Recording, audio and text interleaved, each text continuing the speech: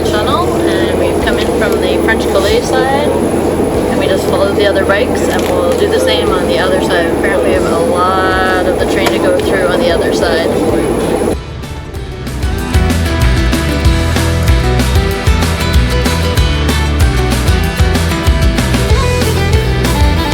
So, Chunnel ride, storm imminently coming, in the dark, trying to drive on the correct side of the road, which is left here. Arrived to find a campground, kind of open, but then nobody here. So hopefully the farmer is not mad when we finally find him to pay him.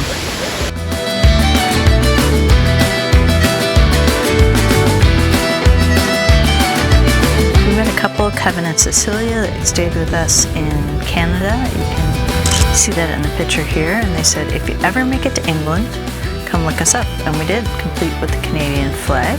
They gave us a place to stay, took us out riding, took us out to pub crawl. Loved the guy on the keyboards there, especially his outfit, of course.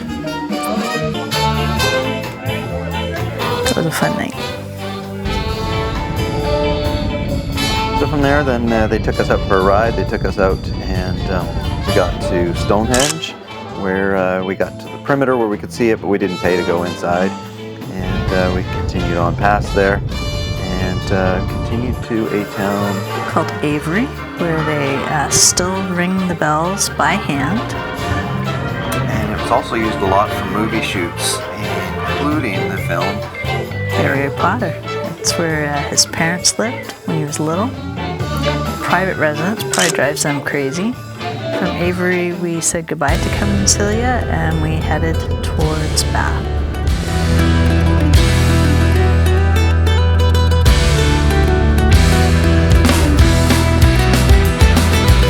We are in Bath, England, and it is the Jane Austen Festival, and I am super excited, and Doug has no clue who Jane Austen is. Who's Jane Austen? I don't know. People in costumes. Which state are you from? We are from Canada. Hello, which province are you from? Ontario. Oh, lovely. This here is the fastest I've seen Sharon walk for a very long time, because there's some people in a period costume up there. So we caught up with the ladies. They had actually been in the pictures from the theater before. They're from Germany. And they had multiple outfits for the days.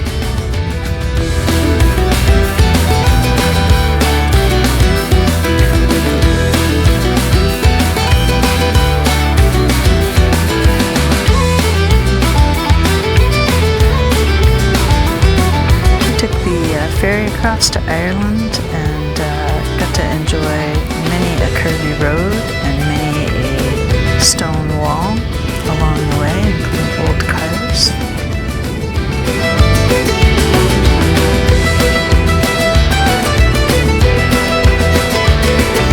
Lots of houses without roofs and different buildings. Lots of colorful houses that remind us of the East Coast in Canada.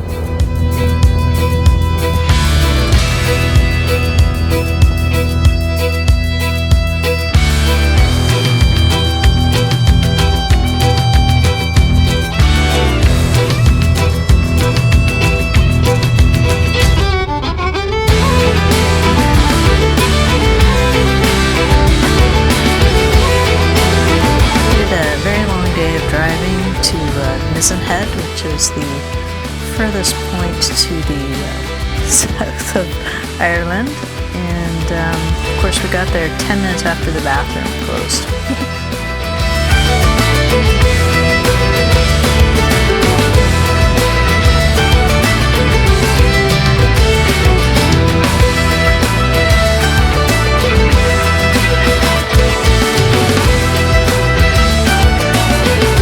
lots of curvy roads. I enjoyed them. Sharon tolerates them. I didn't mind them, it was just the narrow ones. Of which there were a lot of narrow roads in Ireland. This is Ladies View, and when we stopped here, as usual, people ask us, are you really from Canada? When they see our stickers and our license plates. Glass Castle was pretty cool. It was a castle for the lards, so it wasn't princes or royalty. Well, we wake, hear the birds and see the sun. Nice ride. Side by side our fears are done. Oh, the good times just begun.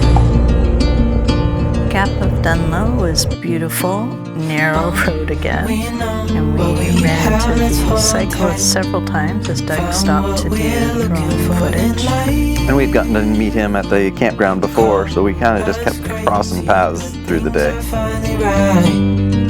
We always think when we're on the motorcycle how much easier we have it than people who have to bike.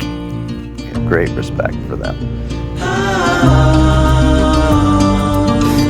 This corner was not fun to pass with this driver.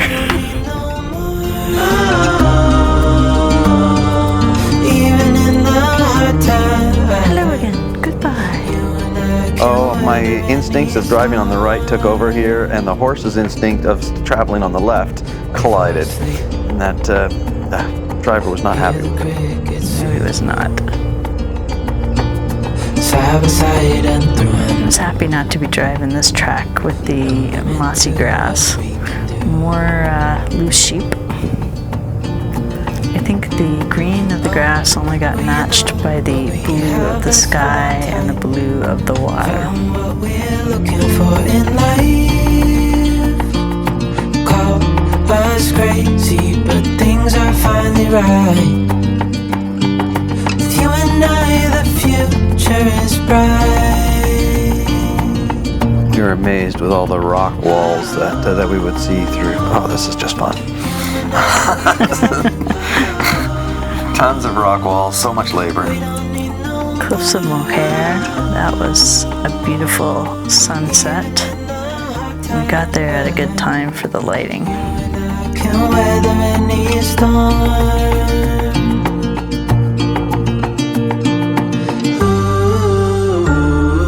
That's a good reflection.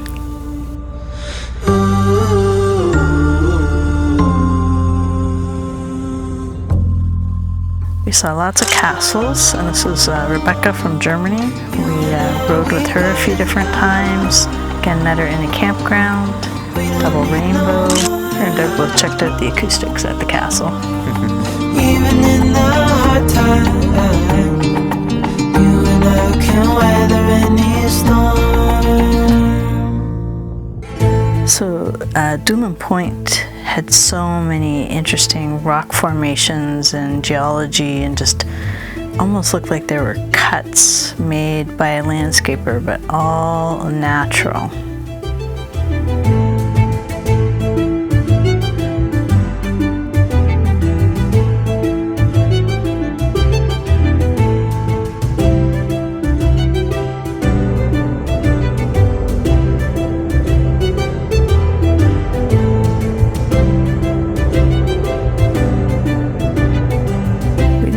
Inside the Abbey, but we did drive by it. So I came out and I couldn't find the bikes, but when I did, this. Looks like the wind caught them, blew them into the neighbor's nice fancy new Volvo. We're not looking forward to seeing what this looks like. Another nice day in Ireland, Sharon? Here's what we ended up doing, which certainly isn't as bad as it could have been. I love these donkeys. The car before stopped and greeted them, and then we had our turn.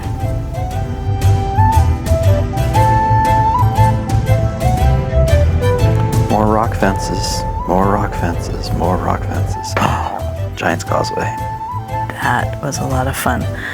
All the basalt columns again, like we'd seen in Iceland, made for some uneven up and down walking, but that was fun to explore. Really windy that day too.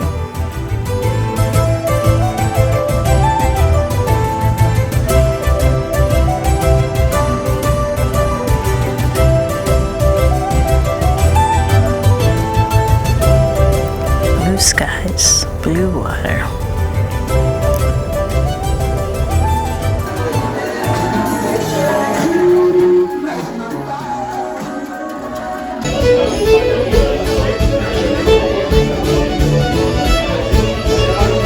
So, where are we? Belfast in the rain. Belfast, Ireland, in the rain. Trying to head, yes, believe it or not, to our campsite. So while we were around Ireland, we heard different stories and information about the famine that happened between 1845 and 1849, and roughly 1 million people died.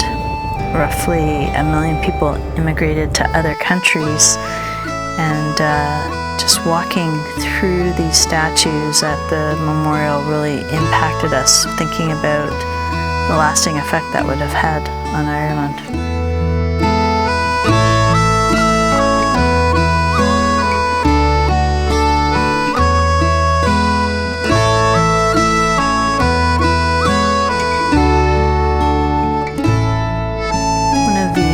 Irish people we ran into said Ireland is like a mediocre picture with a beautiful frame, and we certainly saw that beautiful frame as we drove around the perimeter of the island.